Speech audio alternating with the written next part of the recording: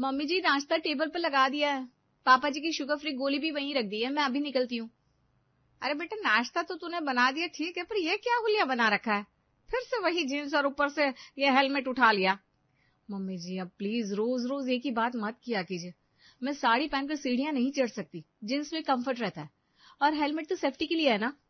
अरे कैसी सेफ्टी, इज्जत की सेफ्टी का क्या? जब तू वो स्कूटी पर पैर फैलाकर बैठती है और हवा से बातें करती हुई निकलती है ना, तो मोहल्ले वाले आंखें फाड़ फाड़ कर देखते हैं। कल वो सामने वाली गोमती ताई कह रही थी, कुसुम तुम्हारी बहू तो एकदम हीरोइन बनकर घूमती है। मम्मी जी दुनिया का काम है बोलना, मैं स्कूटी से जाती हूँ क्योंकि इससे मेरा टाइम बचता है, और हीरोइन दिखती हूँ तो अच्छी बात है ना, आपकी बेटी की पसंद अच्छी है। सही कह रही है मम्मी, ये सृष्टि काम करने जाती है और स्कूटी चलाना कोई गुनाह थोड़ी ना है। आप ये सब छोड़ो, बस नाश्ता करो, बहुत टेस्टी पोहा बनाया है। तू तो चुप ही रह जोरों के गुलाम। अरे हमारे जमाने में मजाल थी कि बहू घर की देहरी लांग जाए, और यहाँ महारानी फटफटिया गाड़ी दौड़ा रही है। कुसुम वक्त बदल गया है, बहू घर भी संभाल रही है, कमा भी रही है। अब ये पुराने राग अलापना बंद करो। जा बेटा सृष्टि तू जा, तुझे लेट हो जाएगा। थैंक यू पापा जी। मम्मी जी मैं शाम को आते वक्त सब्जी लेती आऊंगी, बाय। सृष्टि ने अपना हेलमेट उठाया और स्कूटी स्टार्ट करके धूम धूम करते निकल गई। तभी शीला आई। शीला ने दरवाजे पर खड़े होकर सारी बातें सुन ली थी। उसने सृष्टि को जाते हुए देखा तो तुरंत अपने सिर पर पल्लू खींचा और अंदर आई। राम राम मेम साहब। राम राम साहब। आ गई तू? मुझे लगा आज तो पक्का छुट्टी मारेगी। अब जा जाकर बर्तन मांज ले। अरे मेम साहब मैं थोड़ा जल्दी आ जाती, पर बाहर गली में भाभी को स्कूटी पर जाते देखा ना तो रुक गई। हाय राम मेम साहब बुरा मत मानना, पर भाभी को ऐसे जीन्स पैंट पहनकर गाड़ी चलाते देख मेरे को ना बड़ा अजीब लगा। देख रही ना शीला, मैं भी इसे यही समझा रही थी, पर सुनता कौन है मेरी। कहती आप थोड़ा सोच को बदलिए, इसमें बुराई क्या है? बताओ अब क्या कहा जाए। कई का मॉडर्न मेम साहब, मेरे गांव में अगर कोई बहू ऐसी मर्दों वाली गाड़ी चला ले ना और ऐसे तंग कपड़े पहन ले तो उसकी सास उसे घर में घुसने ही नहीं देगी। और मेरा मर्द तो हाय दैया। बिल्कुल सही कह रही है तू शीला, तू अनपढ़ होकर भी इतनी समझदार है। और एक ये मेरी पढ़ी लिखी बहू, जिसे बड़ों की इज्जत करना रत्ती भर नहीं आता, बस अपनी मनमानी करनी है। अरे मेम साहब पढ़े लिखे होने से संस्कार थोड़ी ना आते। अब देखो मैं गरीब है, पढ़ी लिखी भी नहीं है, पर मजा ले मेरे सिर से पल्लू हटेगा और ऐसे कपड़े में हम सब ना बनना को भी नहीं। काश मेरी बहू में भी तेरे जैसे थोड़े लक्षण होते। अब चिंता मत करो मेम साहब, मैं है ना, आपकी बेटी जैसी तो है। भाभी नहीं करती तो क्या, मैं दबा देगी आपकी पैर, आपकी खूब सेवा करेगी। हाय शीलू कितनी अच्छी है तू। शीला ने बड़ी चालाकी से कुसुम की दुखती रग पर हाथ रख दिया था। कुसुम को लगा कि चलो कोई तो है जो उसकी पुरानी सोच को सही मानता है। ऐसे ही पूरा दिन शीला ने घर के काम के साथ साथ कुसुम को इम्प्रेस करने में कोई कसर नहीं छोड़ी। शाम को कुसुम पूजा कर रही थी, तब शीला भी उसके पास आकर बैठ गई। तभी सृष्टि घर आई। आज तो जान ही निकल गई, ट्रैफिक इतना था कि पूछो मत। प्लीज एक गिलास ठंडा पानी पिला दो, गला सूख रहा है। सृष्टि की आवाज सुनते ही शीला ने जानबूझकर अपनी आरती की आवाज तेज कर दी। कुसुम ने गुस्से से सृष्टि को देखा। अरे धीरे बोल, दिखाई नहीं देता घर में आरती हो रही है? आते ही पानी पानी चिल्लाना शुरू कर दिया। और ये क्या, जूते पहनकर हॉल में आ गई? अभी अभी शीला ने पोछा लगाया था। अरे मेम साहब गुस्सा मत करो, भाभी तो ऑफिस से आई है ना, कहाँ याद रहता है सबको कि शाम को घर में लक्ष्मी के आने का टाइम है। भाभी अब बैठो मैं लाती है पानी, आप थक गई होगी ना। थैंक यू शीला, सच में बहुत थकान हो गई है। और मम्मी जी मेरा ध्यान नहीं था, सॉरी। ये लो भाभी पानी। हाय राम मेरा तो गला भी सूख रहा है, पर मैं पानी कैसे पिएगी? क्यों, तुम्हें क्या हुआ, तुम क्यों नहीं पी सकती? अरे भाभी आज सोमवार है ना, मेरा निर्जल व्रत है, आज पानी की एक बूंद भी नहीं पी सकती मैं, मेरे संस्कार ही ऐसे भाभी। सुन रही है सृष्टि, ये दूसरों के घर झाड़ू पोछा करने वाली शीला है, दिन भर खटती है फिर भी निर्जला व्रत रखा है, और एक तू है, कुछ सीख इससे। मम्मी जी अगर मैं पानी नहीं पीती तो डिहाइड्रेशन से वहीं गिर जाती। काम करना भी तो पूजा ही है ना, और मुझसे नहीं होगा ये व्रत वगैरह। हाय भाभी आप बिना कैसी बातें करती है, काम अपनी जगह धर्म अपनी जगह। अब देखो मेरे को भी प्यास लगी है, चक्कर आ रहे ले, पर मजा ले मैं अपनी सास का दिया संस्कार भूल जाएगी। देख ले सृष्टि, इससे कहते हैं घर की लक्ष्मी, तू तो बस। खैर छोड़। मम्मी जी हद होती है।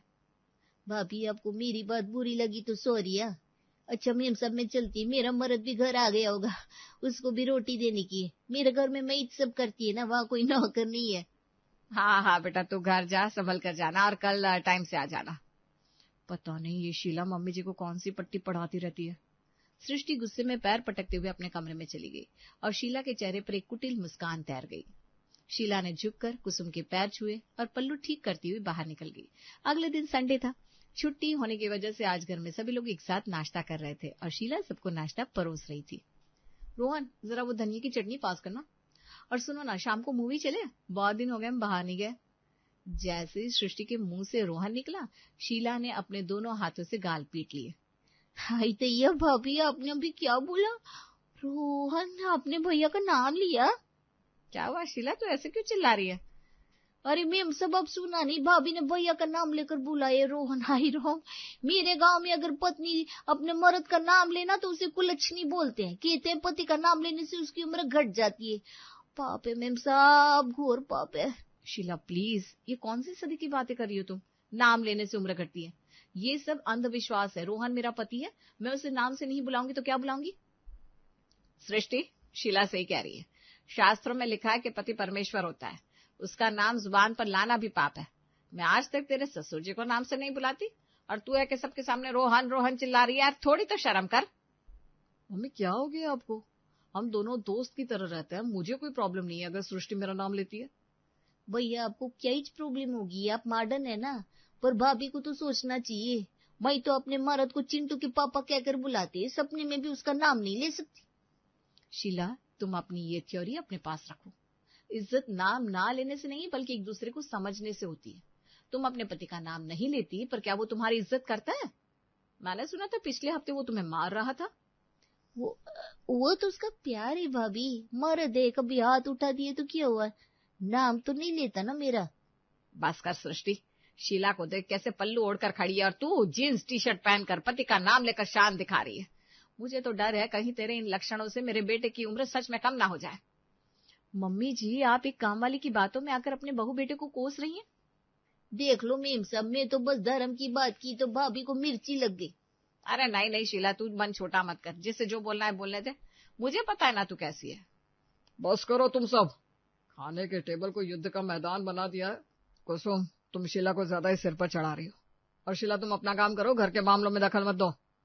सबने चुपचाप नाश्ता किया और उठ गए। रूम में जाकर सृष्टि ने रोहन से कहा, रोहन मुझे ये शीला कुछ ठीक नहीं लगती, ये मम्मी जी की कुछ ज्यादा ही बटर पॉलिश कर रही है। ऐसी चाशनी में डुबोकर बातें करती कि बस पूछो ही मत। मुझे दाल में कुछ काला लगता है। अरे यार ऐसा कुछ नहीं है, ज्यादा सोचो मत। ये शीला थोड़ी ज्यादा संस्कारी और पुराने ख्यालात की है। मम्मी से भी इसकी बस इसलिए पटती है। ठीक है, अच्छी बात है, पर हर वक्त मेरे पीछे ही क्यों पड़ी रहती है? और एक मिनट, तुम्हें क्या लगता है मैं संस्कारी नहीं हूँ?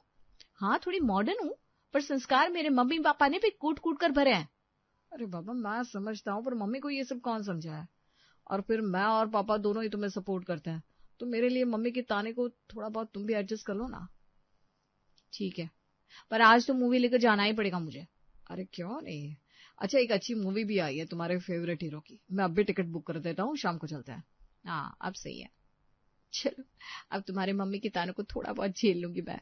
सृष्टि, तुम भी ना। सृष्टि की बातें सुनकर रोहन हंस पड़ता है। अगले दिन रोहन ऑफिस चला गया। सृष्टि की तबीयत थोड़ी ठीक नहीं थी, इसलिए उसने आज छुट्टी ले रखी थी। सृष्टि ने सोचा थोड़ा ताजी हवा खाने के लिए छत पर टहल ले। वो सीढ़ियां चढ़कर जैसे ही छत पर पहुंची, उसे बीड़ी या सिगरेट के धुएं की तेज गंध आई। ये धुएं की बदबू कहाँ से आ रही है? पापा जी तो स्मोक करते नहीं, रोहन भी ऑफिस में है, कहीं कोई पड़ोसी तो नहीं? सृष्टि दबे पांव छत की कोने की तरफ पड़ गई। वहां का नजारा देखकर सृष्टि के पैरों तले जमीन खिसक गई। वहां कोई और नहीं था बल्कि परम संस्कारी शीला खड़ी थी। उसका घूंघट गायब था, पल्लू कमर में खोसा हुआ था और एक हाथ में जलती हुई सिगरेट थी। वो बड़े स्टाइल से कश लगा रही थी और फोन पर किसी से बात कर रही थी। अरे तू टेंशन काय को लेता है रे, बुढ़िया पूरी तरह मेरी मुट्ठी में है। मैं दिन भर संस्कार संस्कार का भोजन गाती है और वो पिघल जाती है। उसे लगता है मैं देवी है, पर उसे क्या पता मेरी नजर उसकी तिजोरी की चाबी पे है। शीला सिगरेट का एक लंबा कश लेती है, हर हवा में धुआं उड़ाती है। अरे आज रात का ही प्लान है। वो भाभी तो अपने कमरे में लैपटॉप चलाती रहती है और बुढ़िया को माई सी पट्टी पड़ाई है कि उसको उसकी बहू से ज्यादा मई अच्छी लगती है। आज रात को सारा माल समेट कर तेरे पास, फिर अपन दोनों इस शहर से रफू चक्कर। तू गाड़ी तैयार रखना। ओ माय गॉड, ये शीला जो नीचे मम्मी जी के सामने पानी की बूंद तक नहीं पी रही थी क्योंकि उसका आज कोई व्रत था, और यहाँ पर छत पर सिगरेट फूंक रही है। और ये चोरी की प्लानिंग है, इसका मतलब ये सब नाटक था। तभी सृष्टि के पैर गलती से एक सूखे गमले से टकरा गए। खट की आवाज हुई। शीला एकदम से चौंक गई। उसने पीछे मुड़कर देखा तो सामने सृष्टि खड़ी थी। शीला के हाथ पांव फूल गए। उसने हड़बड़ाहट में जलती हुई सिगरेट नीचे फेंकी और उसे पैर से मसल दिया। फोन भी तुरंत काट कर छिपा लिया। भाभी आप कब आई? वो मैं बस इधर कपड़ा सुखाने आई थी। कपड़े सुखाने, सिगरेट पीकर, और फोन पर किससे बात कर रही थी तुम? और ये बुढ़िया और माल क्या था शीला? अरे भाभी आपने गलत समझ रही है। वो मैं अपनी शराबी पति को डांट रही थी। वो नशा करता है ना, तो मैं उसको दिखा रही थी। वो पिएगा तो मैं भी बीड़ी पिएगी। कसम से भाभी मैं ना उसको सुधारना चाहती है। और माल वो घर में राशन की बात कर रही थी। वाह शीला, क्या कहानी बनाई है। अभी नीचे तो तुम कह रही थी तुम्हारा पति देवता है, तुम उसके लिए व्रत रखती हो, और अब वो शराबी हो गया और सिगरेट पीकर उसे सुधार रही हो। तुम्हें क्या लगता है मैं मम्मी जी जैसी भोली हूँ? भाभी पर ये बात आप मीम साहब को मत बताना, उनको अच्छा नहीं लगेगा। और वैसे भी वो आपकी बात मानेगी भी नहीं। वो तो आपको मॉडर्न और बदतमीज समझती है, मेरे को अपनी बेटी। तुम मुझे धमकी दे रही है? धमकी नहीं, सच्चाई बता रही है भाभी। आगे आपकी मर्जी। इतना कहकर शीला वहां से नीचे भाग गई। सृष्टि वहीं खड़ी रह गई। उसे शीला की धमकी पर गुस्सा तो बहुत आ रहा था, पर वो जानती थी शीला सच कह रही है। ये औरत बहुत चालाक है। इसने मम्मी जी को पूरी तरह हिप्नोटाइज कर रखा है। अगर मैंने अभी शोर मचाया तो ये बात पलट देगी। मुझे रंगे हाथों पकड़ना होगा इसे। इसने फोन पर कहा था आज रात, इसका मतलब आज रात को ये कुछ बड़ा करने वाली है।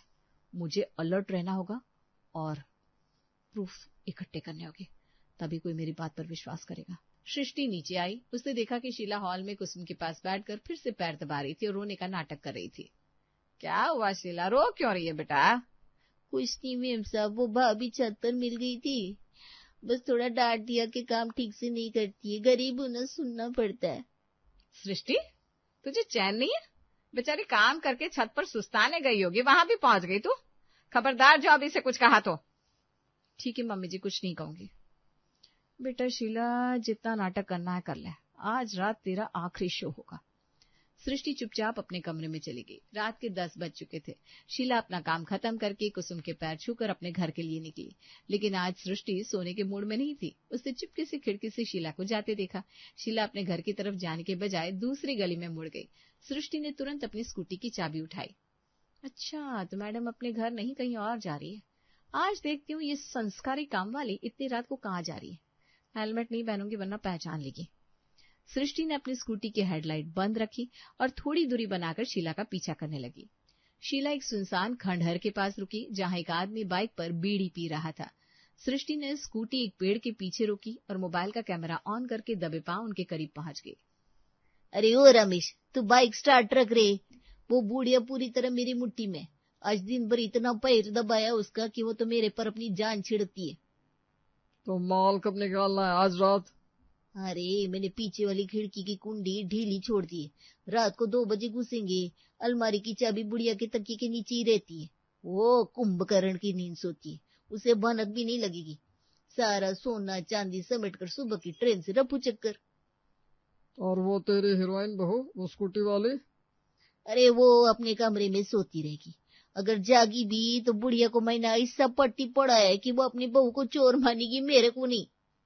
अच्छा, तो ये प्लान है तुम्हारा, मम्मी जी को बुढ़िया और मुझे हीरोइन।